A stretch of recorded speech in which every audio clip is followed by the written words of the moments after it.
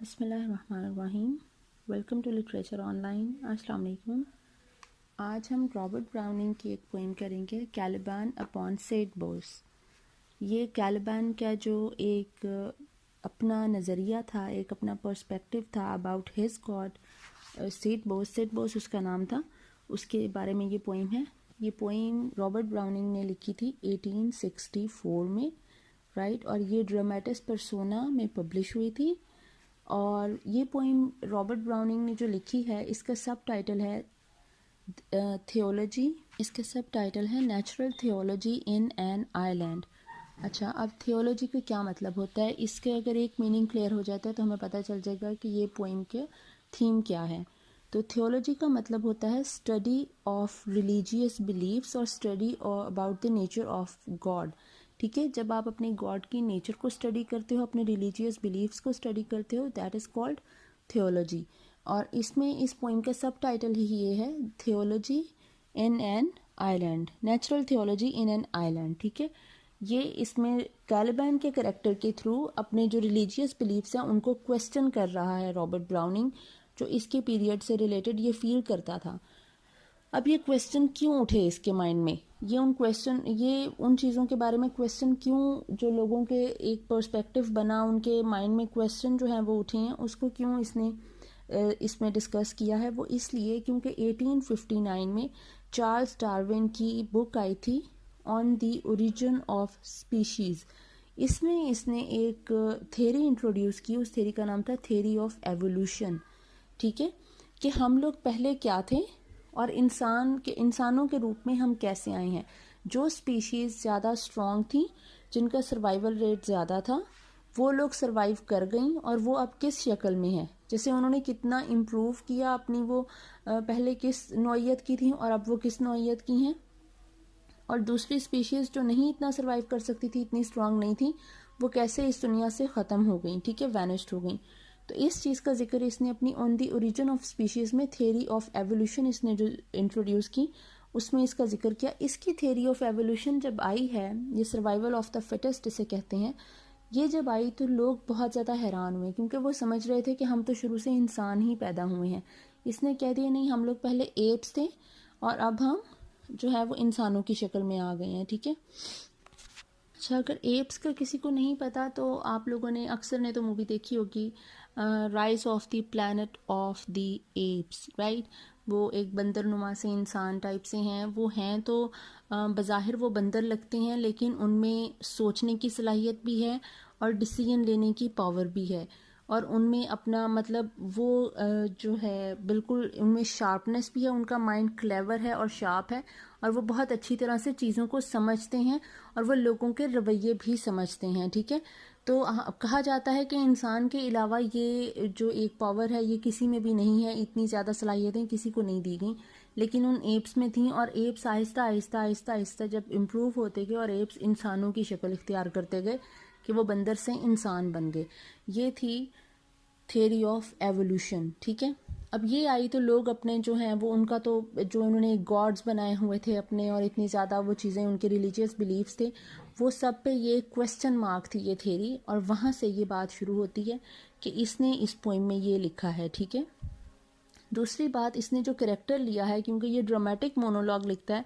और dramatic monologue में एक ही कैरेक्टर है जो इसका बोल रहा होता है। ठीक है, अब इसमें भी एक ही कैरेक्टर है, वो है कैलिबान, जो है एक स्पीकर है। ठीक है, सुनने वाला इसमें कोई भी नहीं है, सिर्फ हम रीडर्स हैं जो इसको रीड करेंगे, जो वो उस वक्त सोच रहा है, उसके माइंड में क्या क्वेश्चंस हैं, उसका थॉट प्रोसेस उस वक्त क्या चल रहा है, वो क्या करना चाह रहा है, क्या पास्ट में हुआ है। ठीक है, वो सारा कुछ वो बताता है। तो अब इसका जो ये कैलिबान है, कैलिबान कौन है, इसने कैलिबान लिया है, आप में से कुछ ने शेक्सपियर का प्ले पढ़ा होगा दी टेम्पेस्ट। टेम्पेस्ट में प्रॉस्पेरो और मिरांडा जो एक आइलैंड पे रह रहे होते हैं, वहाँ पे उनको ये एक विच का बेटा होता है, चुड़ैल का बेटा, सेकोरेक्स उस विच का नाम होता है, उसका ये बेटा है जो जिसको ये यहाँ पर छोड़ गई थी अकेला, और ये कैलिबान उस आइलैंड पे होता है उस प्रॉस्पेरो और मिरांडा के अलावा। ठीक है, ये जो कैलिबान, ये जो कैरेक्टर है, ये काफ़ी वियर्ड किस्म का होता है, काफ़ी डिस्गस्टिंग सी इसकी अपीयरेंस जो है वो बताई जाती है, और इसको प्रॉस्पेरो यूज़ करता है एज अ स्लेव।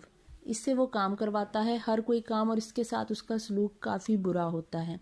ये खुद भी इतना अच्छा नहीं दिखाया हुआ कैरेक्टर, लेकिन अब यहाँ पे इसने उस कैलिबान को लिया है जो कि इंसान देखने में लग नहीं रहा, लेकिन उसकी अकल काम कर रही है, इसलिए वो इंसानों की बातों को समझ भी रहा है और वो इंसानों के रवैयों से जो उसके माइंड में बातें आती हैं उनको अंदाज़ा लगाने की कोशिश करता है, उस पर सोचता भी है। ठीक है, और इस कैलिबान को इसने इसमें ऐसे प्रेजेंट किया है जैसे कैलिबान डिस्क्राइब करता है इसमें पॉवर्टी स्ट्रिकन लोगों को, जो बहुत ज़्यादा गरीब थे, बहुत ज़्यादा इन्फीरियर रेसेस जो हैं हमारे माशरे की, उनकी जो बातें हैं और वो बेचारे क्या फ़ील करते हैं और उनके दिमाग में क्या क्या सवाल होते हैं, ये कैलिबान के थ्रू उन सवालों का जिक्र करेगा इस पोइम में।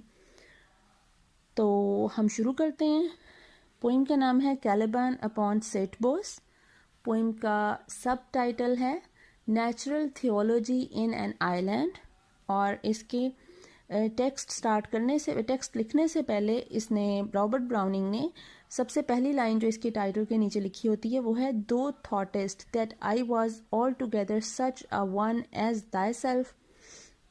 इसमें इसने गॉड का मतलब, ये सारी पोइम कैलिबान का क्वेश्चन मार्क है, लेकिन सबसे पहले ये बात आती है जो गॉड कहता है कि तुमने इतना सोचा कि तुमने मुझे अपने जैसा विकेड और अपने जैसा जो है इतनी इंफीरियर क्रिएटर समझ लिया कि तुमने मुझे समझा कि मैं तुम जैसा हूँ। ठीक है, you thought that I the creator am all together such a wicked one as you the creator are, कि मैं तुम्हारी तरह विकेड हूँ, क्या तुमने ये सोचा मेरे लिए। और अब यहाँ से हमारा होता है टेक्स्ट स्टार्ट। तो हम इसकी समरी करेंगे क्योंकि टेक्स्ट काफ़ी लंबा है। ठीक है, अच्छा, पोइम स्टार्ट होती है कि कैलिबान जो है वो बिल्कुल जिस तरह एक बहुत इल मैनर्ड से तरीके से ज़मीन पे अपनी टांगे बाजू फैलाकर जो है वो लेटा हुआ है, और वो कीचड़ में लेटा हुआ है। ठीक है, मड कीचड़ में लेटा हुआ है वो, और वो बैठने किसी अंदाज में, और वो ठंडा मड है, बिल्कुल कोल्ड है। ठीक है, वो जब वो ठंडी ठंडी जगह पर वो लेटा हुआ है तो वो उसके बारे में वो इस वक्त सोच रहा है कि मिरांडा और प्रॉस्पेरो दोनों सो रहे हैं, वो कैलुला कर रहे हैं इस वक्त। तो और गॉड भी इस वक्त मुझे नहीं देख रहा होगा, तो मैं थोड़ा सा यहाँ पे सस्ता लेता हूँ, रेस्ट कर लेता हूँ। जब वो वहाँ पे ऐसे लेटा हुआ होता है, वो उस कीचड़ में अपने आप को एंजॉय कर रहा होता है, अपना मी टाइम एंजॉय कर रहा होता है, तो वो सोचता है, वो गॉड के बारे में सोचने लग जाता है। वो सोचता है, अब उसको कोई डर, उसको डरता तो है वो गॉड से कि वो उसको पनिश करेंगे, लेकिन उसे कोई रिस्पेक्टफुल फीलिंग्स नहीं है उसके दिल में गॉड के लिए। ठीक है, तो वो अब ये सोचता है कि क्यों ना गॉड को थोड़ा सा परेशान किया जाए, अनॉय किया जाए। गॉड को परेशान कैसे किया जाएगा कि आप जो है वो थोड़ा वो अपने आप को खुश करने का तरीका सोच रहा है। ठीक है, गॉड को परेशान के लिए he is trying to be happy himself. ठीक है, वो करता ये है कि वो वहाँ पे बैठ के वो सोचने लग जाता है कि गॉड कहाँ रहता है। वो कह रहा है गॉड तो रहता है मून पे, जो सेटबोस इसका गॉड है, SETEBOS, सेटबोस इसका गॉड है, वो मून पे रहता है। वो कह रहा है वो मून पे इसलिए रहता है क्योंकि मून काफ़ी ज़्यादा ठंडी जगह है, और गॉड क्योंकि गर्म जगह पे नहीं रह सकता, तो इसलिए उसने वो मून पे रहता है, और मून से कहीं वो शिफ्ट भी नहीं हो सकता। फिर वो सोचता है कि हर चीज़, ये जो आइलैंड जिस पे मैं रहता हूँ, पहाड़, समंदर, मीटियोर्स, स्काई, अर्थ, उसके लिए अर्थ पूरी जो है वो ये आइलैंड है। ठीक है, ये जहन में रखना है आपने। और मून और विंड्स, ठीक है, जितने भी तूफान और हर चीज़, और जितने चरिंद परिंद जानवर, जो भी हर चीज़ है जो भी उसके आसपास है, हर चीज़ सेटबोस ने बनाई है सिवाय स्टार्स के। वो कह रहा है स्टार्स सेटबोस ने नहीं बनाए, हर चीज़ बाकी जो है वो सेटबोस ने बनाई है। ठीक है, और हर चीज़ जो यहाँ पे ग्रो करती, जैसे कि प्लांट्स वगैरह हैं वो भी, और जो सी एनिमल्स हैं वो भी। ठीक है, फिर वो कहता है कि वो क्यों नहीं, वो कहीं और नहीं रह सकता, वो सिर्फ मून पे ही रहता है। अभी वो अपनी इस बात को सोच रहा होता है कि वो क्यों नहीं कहीं और रह सकता, जैसे सूरज पे क्यों नहीं रह सकता। कहता है उसने सूरज के मुकाबले में ही शायद चांद बनाए, क्योंकि सूरज बहुत ज़्यादा गर्म था, वो रह नहीं सकता था। सोचते सोचते उसके जहन में एक वाक़या आता है कि एक बार वो ऐसे ही बैठा अपना एंजॉय कर रहा था टाइम, कुछ पकड़ना चाह रहा था, तो उसने एक ठंडे पानी की मछली देखी थी।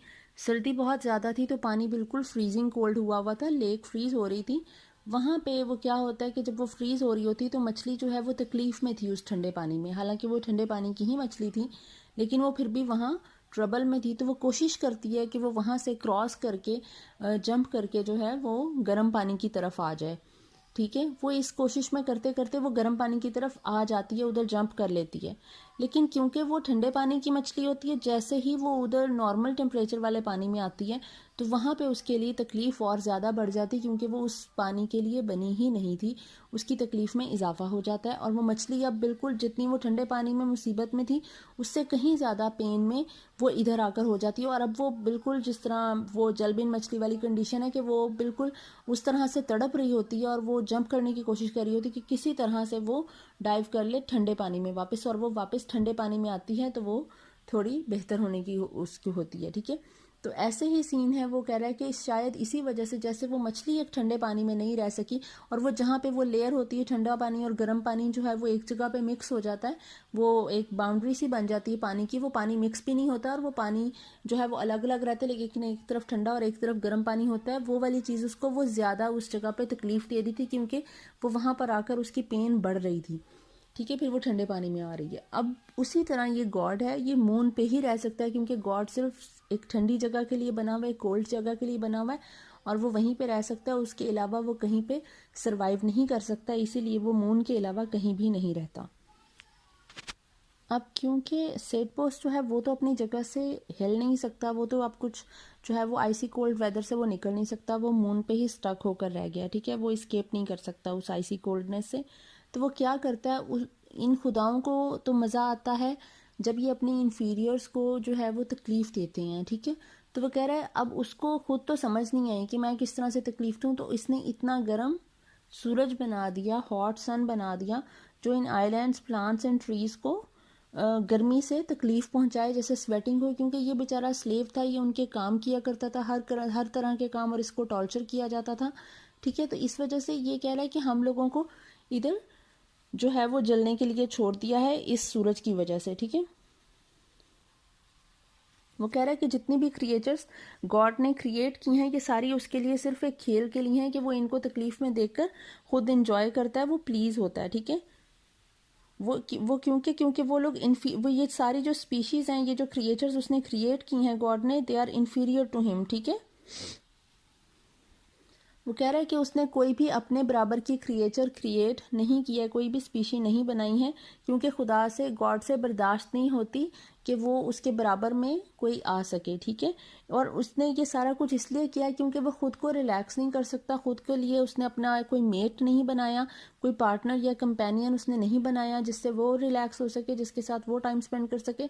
तो जब वो अपने लिए कुछ नहीं बना सका तो उसने अपने से इन्फीरियर रेसेस को क्रिएट करके, वो स्पीशीज़ को क्रिएट करके जो कम पावरफुल हैं उससे, उनको अब ये ट्रबल देकर खुद खुशी महसूस करता है। ठीक है, मतलब एक सैडिस्ट किस्म का एक जो है वो थेरी आप लगा लें कि इसने अप्लाई की है। सैडिस्ट होते हैं जो तकलीफ़ देकर जिनको खुशी होती है। ठीक है, तो इसी तरह ये भी है, ये उनको तकलीफ़ में देकर खुद से खुश होता है। अब कैलिबन सोच रहा है, कह रहा है कि जो गॉड है उसने ये सब कुछ, गॉड को ना राइट का कोई सेंस है, ना ही रॉन्ग की सेंस है, ना उसमें कोई इमोशंस है, ना फीलिंग्स हैं, उसे कुछ भी फील नहीं होता। तो उसने एक ये जो क्रिएचर जितनी भी बनाई हैं, जितनी भी चीज़ें उसने इस प्लैनेट पर बना दी हैं, वो सारी उसके लिए एक जो है वो प्ले थिंग्स हैं, एक टॉयज़ की तरह हैं कि वो इनको देखकर इंजॉय करता है। ठीक है, कभी वो अपनी क्रिएशन पे खुद को दाद देता है, अप्रेज करता है कि मैंने कितनी अच्छी चीज़ बनाई है, कितनी परफेक्ट है। ठीक है, और कभी वो इनको सिर्फ एज अ टॉय यूज़ करता है खुद को प्लीज़ करने के लिए। तो इसी तरह अब ये आगे बात करता है कि कैलिबन कहता है कि कैलिबन अब एग्जाम्पल देता है, वो बात को समझाने की कोशिश करता है। उसके पास से कुछ क्रैब्स गुजर रहे होते हैं, तो वो उन क्रैब्स को देखकर कहते हैं कि जिस तरह अब ये क्रैब्स गुजर रहे हैं, मेरी मर्जी है मैं इनको तोड़ दूं, इनको पकड़ कर, ठीक है, इनकी टांगें तोड़ दूं, इन्हें क्रश कर दूं, मेरी मर्जी है मैं इनको खा लूं। ठीक है, इट्स अप टू मी कि मैं क्या फैसला करता हूँ, मेरा क्या दिल करता है इनके साथ करने को, क्योंकि क्रैब एक इन्फीरियर क्रिएचर है, वो इस वक्त भाग नहीं सकती, और Caliban has the power to crush them और ईट देम और लेट देम लिव। ठीक है, उसी तरह ये जो सेट बॉस है, he is the God, so he has all the power कि वो डिसाइड करे कि क्या करना है अपनी बनाई हुई मखलूक के साथ, क्या उसको क्रश कर देना है अपने जुल्म के नीचे या फिर उसको जिंदा रहने देना है। ठीक है, इट्स अप टू हिम। तो वो कह रहा है उसी तरह उसने अब ये बात समझाई है क्रैब की एग्जाम्पल देकर ठीक है, कि खुदा के पास ये सारी ताकत है। अब वो अपनी बात एक और एग्जांपल से जो है वो एक्सप्लेन करने की कोशिश करता है। ये रीडर के लिए है कि रीडर को बात समझाई जा रही है, that God has the power. ठीक है, अच्छा अब ये बात करते हैं कि अगर जैसे मैं ये कोई इंटॉक्सिकेटेड सा ड्रिंक पी लेता हूँ और मैं इंटॉक्सिकेट हो जाता हूँ, ठीक है, मुझे नशा हो जाता है, तो मैं नशे में अपने आप को एक परिंदा तस्वुर कर लेती हूँ। कालिबान कहता है कि मैं हमेशा से एक परिंदा बनना चाहता था, चलो मैं अपने आप को परिंदा तस्वुर कर लेता हूँ, लेकिन वो तो उड़ ही नहीं सकता। ठीक है, ही हैज़ नो विंग्स। जब वो उड़ नहीं सकता तो वो क्या करता है, वो एक मिट्टी का परिंदा बनाता है, एक क्ले बर्ड बनाता है। क्ले बर्ड बना के वो कहता है मैं एक मैजिक वॉन्ड लेता हूँ, ठीक है, जस्ट लाइक हैरी पॉटर्स वॉन्ड। वो एक वॉन्ड लेता है, लीव्स जो दरख्तों के पत्ते उधर पड़े होते हैं, लीव्स पड़े होते हैं, लीव्स की एक बुक बनाता है। बुक पे जिस तरह वो कोई स्पेल लिखता है, इस तरह से वो कोई स्पेल उस पर लिखता है कि मैंने इस पर अब जादू कर दिया, और मैजिक वॉन्ड के थ्रू वो उस क्ले में कहता है कि मैं इसमें जान डाल दूंगा और ये परिंदा अब उड़ने लग जाएगा।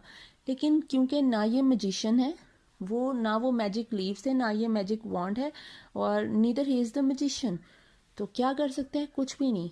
Clay bird can not fly, तो वो नहीं उड़ेगा। तो अब इसको गुस्सा आ रहा है कि वो क्ले बर्ड तो उड़ नहीं सकता। तो फिर ये खुद ही सोचता है, कहता है चलो इसकी एक टांग तोड़ देते हैं। ये उड़ता उड़ता गिरा, इसकी एक टांग टूट गई। ठीक है, अब इस क्ले बर्ड की टांग टूट गई, तो मैं तो खुदा हूँ, I am the God, I am the Setebos, I have created this bird. अब मैं क्या करूँ? तो कह रहा है it's up to me, decision is mine, कि मैं क्या करता हूँ इस चीज़ के साथ, क्योंकि ये मेरी बनाई हुई मखलूक है। या तो मैं इसकी दूसरी टांग भी तोड़ देता हूँ, कितना मज़ा आएगा, दोनों टांगें टूट जाएंगी और ये परिंदा ट्रबल में होगा, मैं इसको देखकर खुश होऊंगा। या फिर मैं क्या करता हूँ, मैं इसको उस एक टूटी हुई टांग के बदले एक टांग नहीं लेती दे देता हूँ, इसकी 3 टांगें हो जाएंगी, और ये और भी अच्छा लगेगा कि वो बर्ड जो है उसकी 3 लेग्स हो जाएंगी। ठीक है, तो इस तरह से इसने अपनी बात एक्सप्लेन की है कि गॉड के पास ये सारी ताकत है कि किसी को तो वो 3 टांगे दे दे, just like Prospero, he is the master of the island. ठीक है, वो एक ही खुदा की बनाई गई मखलूक है, लेकिन Prospero is the master and Caliban is the slave, just like that bird, कि अगर उसके पास 3 टांगे हैं तो वो ज़्यादा स्ट्रांग है, वो प्रॉस्पेरो में है। अगर उसके पास टांगे टूट गई हैं, वो वीक है, एक इन्फीरियर रेस है, तो वो है कैलिबान, एक पॉवर्टी स्ट्रिकन लोग। जैसे अमीर जो हैं वो गरीबों पे हावी हैं, उसी तरह प्रॉस्पेरो कैलिबान पे हावी है, और उसी तरह सुपीरियर रेसेस इन्फीरियर रेसेस पे कंट्रोल कर रही हैं। ठीक है, उनको डोमिनेट कर रही हैं। तो इसने इस जो एक पूरी एक फ़िलॉसफी है, ये रिच वर्सेस पुअर वाला जो एक सीन है जो अभी तक हमारे यहाँ है, उसको इसने एक्सप्लेन किया है इस तरह कि गॉड ये पावर रखता है। बेसिकली इन्होंने थोड़ा सा जो है एक सवालिया निशान उठाया, क्या गॉड है भी कि नहीं है। ठीक है, अगर है तो इन लोगों के साथ इतना बुरा क्यों हो रहा है। और जो बिल्कुल वो कहते हैं ना, किसी की लाठी, जो खुदा की लाठी बेआवाज़ है, सॉरी गलत हो गया, ये वाला मुहावरा नहीं था, ये लगना था कि किसी की रस्सी ढीली छोड़ दी जाती है। ठीक है, तो जैसे रस्सी ढीली छोड़ दी जाती है, तो इसी तरह वो कुछ लोगों की रस्सी ढीली हुई हुई है और वो किसी के साथ कितना भी बुरा सलूक कर रहे हैं, उनकी पकड़ हो नहीं रही। लेकिन खुदा की लाठी बेआवाज़ है, तो कभी तो पकड़ होगी ना। तो अभी हम इतना ही करते हैं, मैं नेक्स्ट वीडियो में इंशाल्लाह बाकी का समझाऊंगी। थैंक यू सो मच, अल्लाह हाफिज़।